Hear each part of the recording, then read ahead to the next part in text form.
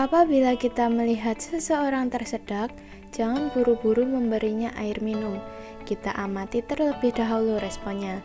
Apakah korban menunjukkan tanda umum tersedak? Biasanya, orang yang tersedak akan cenderung memegangi leher mereka seperti orang tercekik. Jika iya, maka jangan sekali-sekali memberi minum.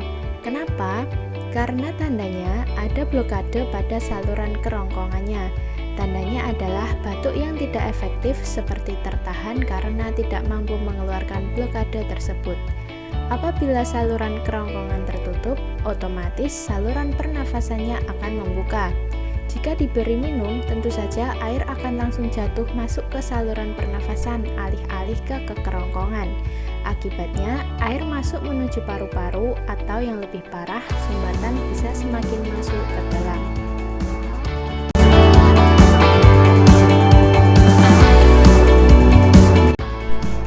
Terjadi sebagai tanda bahwa infeksi mulai menyerang.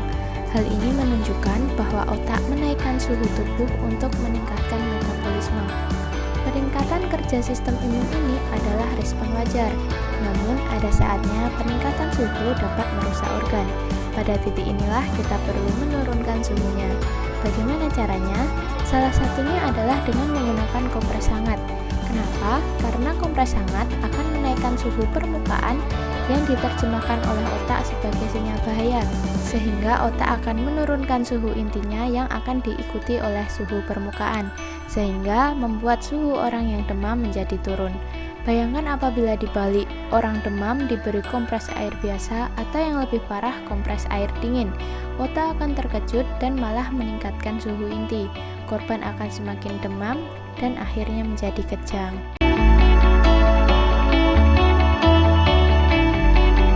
Korban kejang prinsipnya adalah tidak boleh disentuh, kecuali apabila lokasi korban kejang berbahaya, misal di tengah jalan. Pindahkan tanpa melawan arah kejang. Kenapa?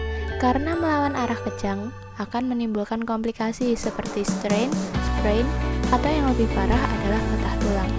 Memasukkan sendok ke dalam mulut korban kejang juga tidak diperbolehkan. Kenapa? Refleks gigitan akan meningkat ketika dirangsang oleh sendok, sehingga bisa muncul komplikasi kerusakan gigi dan rongga mulut, seperti patahnya gigi.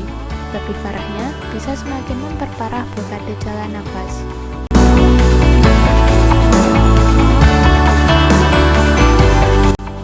Kenapa orang-orang cenderung mendongakkan kepala saat mimisan?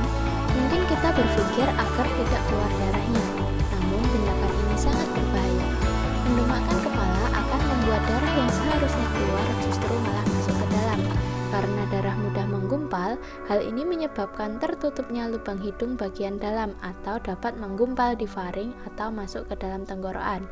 Cara yang benar adalah duduk tegak dan condongkan tubuh ke depan. Tekan cuping hidung selama kurang lebih 10 menit dan kompres dingin pada pangkal hidung. Apabila darah masih mengalir, ulangi dari awal.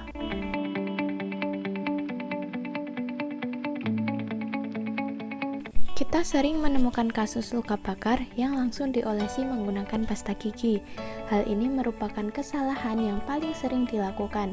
Pasta gigi mengandung bahan kimia yang fungsinya untuk membersihkan gigi, bukan untuk menyembuhkan luka bakar. Sebaliknya, pasta gigi dapat merusak jaringan dan meningkatkan risiko terjadinya infeksi.